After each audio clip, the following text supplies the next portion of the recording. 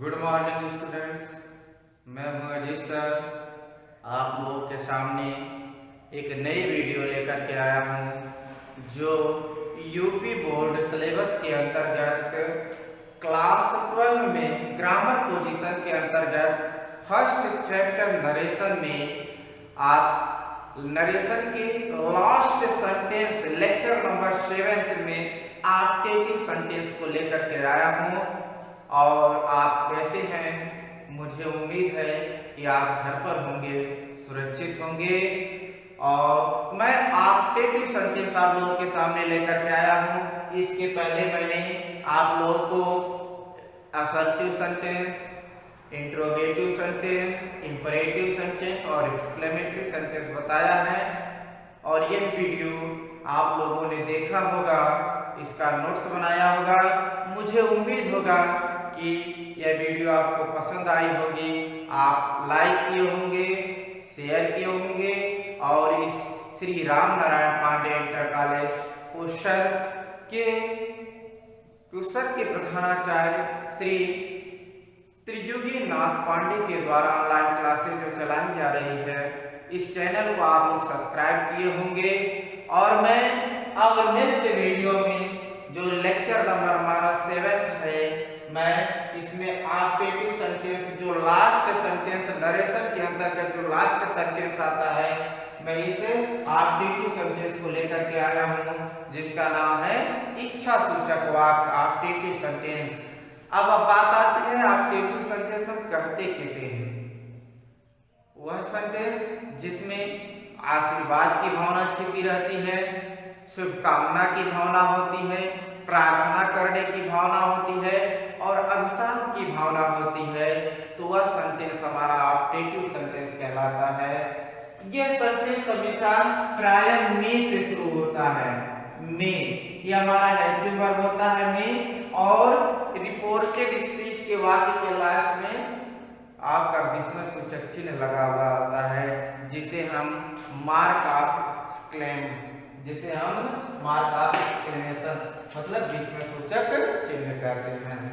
अब अगर यहाँ पर क्वेश्चन मार्क लग जाता है, क्योंकि हेल्पिंग वर्ब से शुरू है, तो जो हेल्पिंग वर्ब से शुरू होता है और लास्ट में अगर क्वेश्चन मार्क लगा होता है तो वह हमारा इंट्रोगेटिव सेंटेंस हो जाता है। लेकिन इसके लास्ट में विस्मय सूचक चिन्ह लगा रहता है, तो यह हमारा ऑप्टेटिव सेंटेंस होता है। अब ऑप्टेटिव सेंटेंस को हम जितने भी सेंटेंस होते हैं उसे हम डायरेक्ट से कैसे इनडायरेक्ट बनाते हैं, इसके लिए एक एक पॉइंट आप लोग विशेष करके ध्यान से देखिएगा। सबसे पहले आते हैं हम, यदि हमारा रिपोर्टिंग वर्ब सेड हो या सेड टू हो, दोनों में से कोई भी हो, चाहे सेड हो चाहे सेड टू हो, इसको हम वाक्य के अर्थ के अनुसार, जैसा हमारा वाक्य का अर्थ रहेगा, भाव रहेगा, उसके अनुसार हम इसे बदलते हैं। जैसे पहला पॉइंट है, अगर वाक्य में शुभकामना, आशीर्वाद,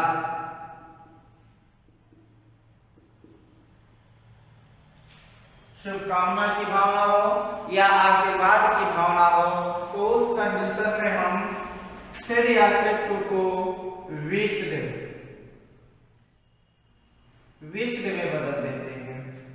शुभकामना की भावना हो या आशीर्वाद की भावना हो, तो उस कंडीशन में हम सेड या सेड टू को विश्ड में बदल देते हैं। अगर अभिशाप या श्राप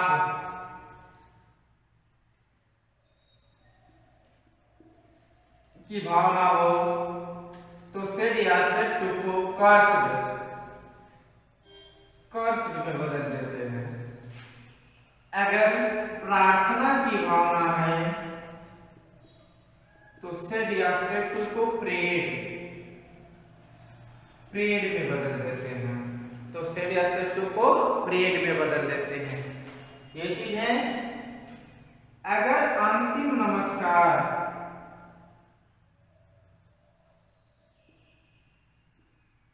नमस्कार की भावना हो, तो सेड या सेड टू को बेड में बदल देते हैं, BADE बेड में बदल देते हैं। ये विशेष ध्यान देंगे आप लोग। अगर शुभकामना या आशीर्वाद की भावना रहेगी तो सेड या सेड टू को विष्ट में बदल देंगे। अगर अभिशाप या श्राप की भावना रहेगी तो उसे हम कर्ष में बदल देते हैं। अगर प्रार्थना की भावना है तो उसे हम प्रेड में बदल देते हैं। अगर अंतिम नमस्कार की भावना है तो उसे हम वेड में बदल देते हैं। और यहाँ ध्यान दीजिएगा आप लोग, शुभकामना आशीर्वाद रहेगा तो कामा डबल इन्वर्टेड कामा को हटाने के लिए कंजक्शन के रूप में दैट का प्रयोग करते हैं। कामा डबल इन्वर्टेड कामा को हटाने के लिए कंजक्शन के रूप में दैट का प्रयोग करते हैं। लेकिन जब अंतिम नमस्कार की भावना होती है, फिर अंतिम नमस्कार की भावना होती है तो वहां पर भी हम दैट का ही प्रयोग करते हैं। वहां पर हम किसका प्रयोग करते हैं? दैट का प्रयोग करते हैं। जैसे अगर एक चीज और आप लोग ध्यान देंगे, अगर इसमें गुड मॉर्निंग दे दिया हो,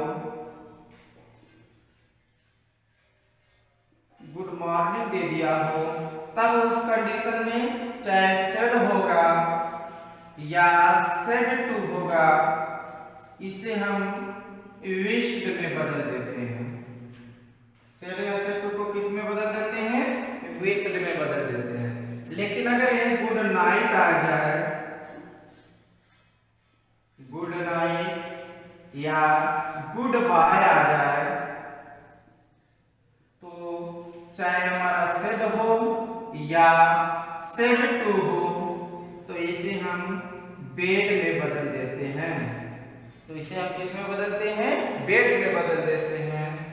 और इन सब के साथ कंजक्शन दैट का प्रयोग नहीं करते हैं, केवल कामा इन्वर्टेड कामा को हटा करके सेंटेंस को जोड़ देते हैं। ये चीज आप लोग ध्यान देंगे, ठीक है। अब आते हैं, एक बार फिर से हम रिपीट कर दे रहे हैं, आर्टिटिव सेंटेंस। आर्टिटिव सेंटेंस वाले सेंटेंस को हम कैसे डायरेक्ट से इनडायरेक्ट बनाते हैं, इसको ध्यान से देखिए। अगर शुभकामना या आशीर्वाद की भावना रहती है तो सेड या सेड टू को विश्व में बदल देते हैं। अगर अभिशाप या श्राप की भावना रहती है तो सेड या सेड टू को हम कर्ष में बदल देते हैं। अगर प्रार्थना की भावना है तो सेड या सेड टू को प्रेड में बदल देते हैं। अगर अंतिम नमस्कार की भावना है तो सेड या सेड टू को वेड में बदल देते हैं। और अगर गुड मॉर्निंग आ जाता है ये तो वहां पर सेड या सेड टू को हम विश्व में बदल देते हैं। यहाँ गुड नाइट या गुड बाय आ जाता है तो सेड या सेड टू को हम बेड में बदल देते हैं। टेंस परिवर्तन करते हैं, इस चीज को भी आप लोग ध्यान देंगे। टेंस परिवर्तन करते हैं, टेंस परिवर्तन, टेंस परिवर्तन करते हैं। नजदीकी वाले शब्द को दूरी वाले शब्द में बदलते हैं, नजदीकी वाले शब्द को दूरी वाले शब्द में बदल देते हैं। टेंस परिवर्तन भी करते हैं, टेंस परिवर्तन भी करते हैं। अब देखिए एग्जाम्पल के माध्यम से इसको हम समझते हैं कि कैसे इसका डायरेक्ट से इनडायरेक्ट बनाया जाता है। एक चीज और आप लोग ध्यान देंगे, हमने बताया है कि इसमें प्रायः में शब्द आता है। मे को हम किस में कन्वर्ट कर देते हैं? माइट में कन्वर्ट कर देते हैं, मे को माइट में कन्वर्ट कर देते हैं। अब देते हैं एग्जाम्पल के माध्यम से। Example number first, Ram said comma double inverted comma में मे यू लिव लॉन्ग। बीच में सूचक चिन्ह इन्वर्टेड कामा क्लोज। अब ध्यान से सेंटेंस को देखिएगा। राम से, राम ने बोला या कहा मे यू लिव लॉन्ग, भगवान करे कि तुम्हारी दीर्घायु हो, तुम लंबे समय तक जीवित रहो, तुम चिरंजीवी हो।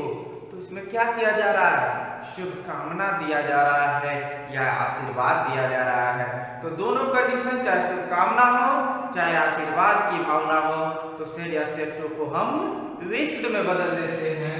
तो यहाँ पर हो जाएगा राम, उसके बाद विश्ड। अब अब यहाँ कामा इन्वर्टेड कामा को हटाने के लिए कंजक्शन के रूप में दैट का प्रयोग करेंगे।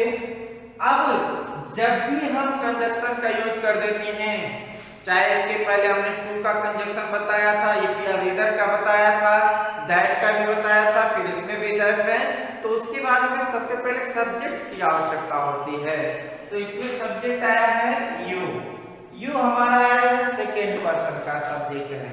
तो सेकेंड पर्सन का जो भी होता है यहाँ के ऑब्जेक्ट से बदलते हैं, लेकिन इसमें ऑब्जेक्ट नहीं दिया है। जब ऑब्जेक्ट नहीं दिया रहता है तो उसे हम किसी थर्ड पर्सन में कन्वर्ट कर देते हैं। तो यहाँ पर आप ही भी लिख सकते हैं, दे भी लिख सकते हैं, दोनों में से आप कोई भी लिख सकते हैं, क्योंकि ये भी थर्ड पर्सन का है, ये भी थर्ड पर्सन का है।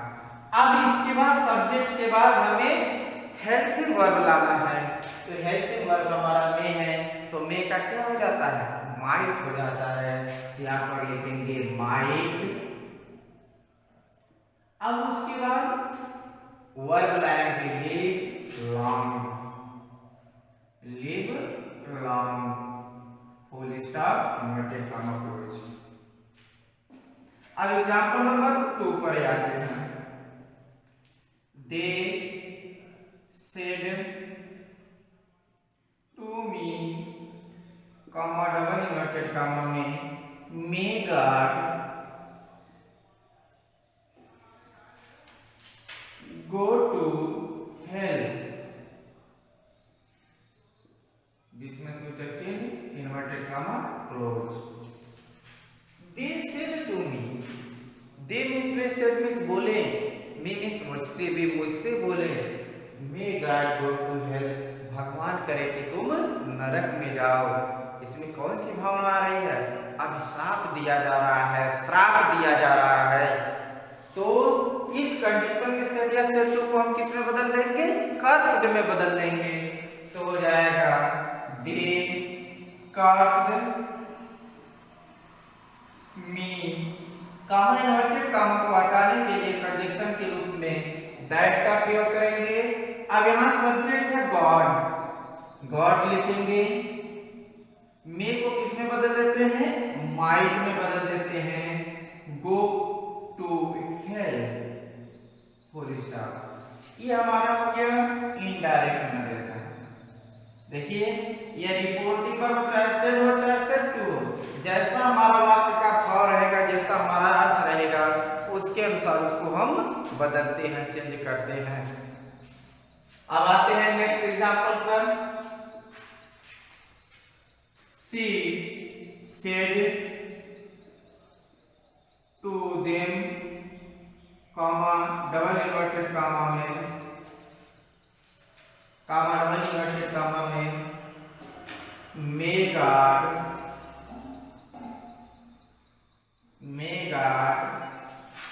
पास फर्स्ट डिवीजन,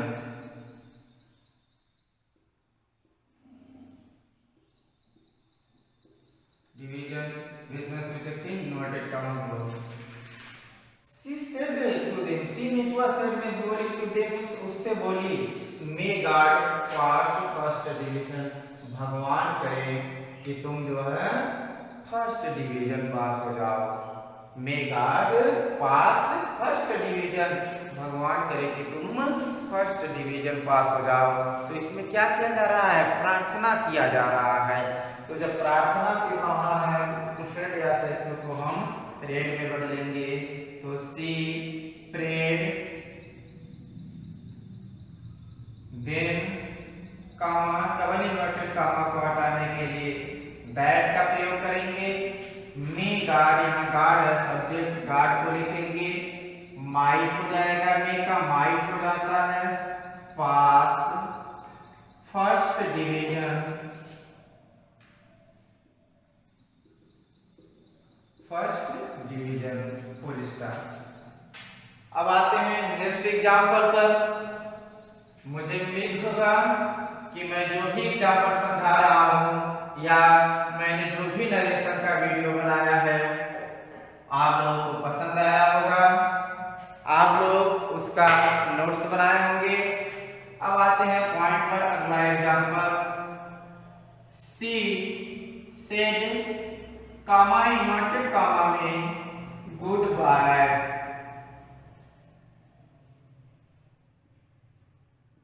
जिसमें सूचक चिन्ह इन्वर्टेड कामा क्लोज। अब यहाँ देखिए, अभी मैंने इसके पहले बताया है, अगर गुड बाय शब्द आ जाए या गुड नाइट शब्द आ जाए तो सेड या सेड टू को हम बेड में बदल देते हैं। इसमें कामा इन्वर्टेड कामा को हटाने के लिए दैट का प्रयोग नहीं किया जाता है, केवल वैसे कामा हटा दिया जाता है। तो यहाँ हो जाएगा सी बेड, कामा इन्वर्टेड कामा को हटा देंगे, गुड बाय, फुल स्टॉप हो जाएगा। I said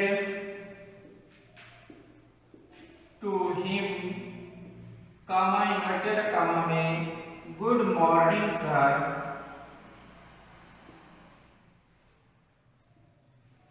good morning sir. अब देखिए, I said to him good morning sir. अब यहाँ पर गुड मॉर्निंग शब्द आ गया, जब गुड मॉर्निंग शब्द आ जाएगा तो सेड या सेड टू को हम विश्ड में बदल देंगे, तो हो जाएगा आई विश्ड हिम। अब ये बताए हैं कामा इन्वर्टेड कामा को हटाने के लिए इसमें दैट का प्रयोग नहीं करेंगे, केवल गुड बाय, गुड नाइट और गुड मॉर्निंग जब आएगा वहां पर कामा इन्वर्टेड कामा को हटाने के लिए दैट का प्रयोग नहीं किया जाएगा। तो हो जाएगा केवल कामा हटा देंगे, गुड मॉर्निंग सर, इसी में जोड़ देंगे सेंटेंस को, good morning sir, full stop. ये जितने भी प्रकार के परिवर्तन थे मैंने इन सभी परिवर्तनों को बताया है। तो मैंने आप लोगों को 5 एग्जाम्पल देकर के आप लोगों को बताया, समझाया।